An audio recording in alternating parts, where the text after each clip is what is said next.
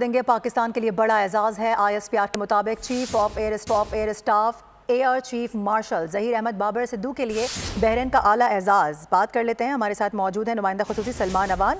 سلمان بتائے گا یہ اعزاز دیا گیا ہے، کیوں دیا جاتا ہے یہ اعزاز؟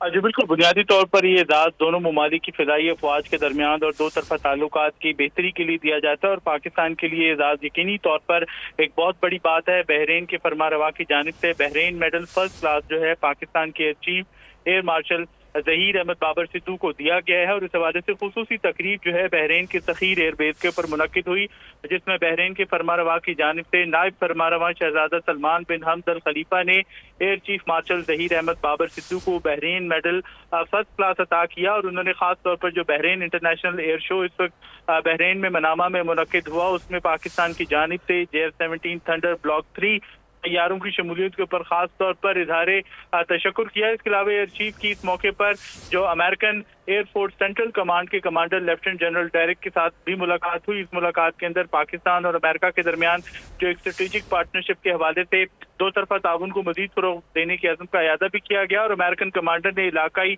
امن کے فروغ میں پاکستان کی کوششوں کو بھی سراہا۔ جی صحیح ہے، ٹھیک ہے سلمان، بہت شکریہ آپ کا۔ سبسکرائب کریں اور بیل دبائیں تاکہ کوئی خبر رہ نہ جائے۔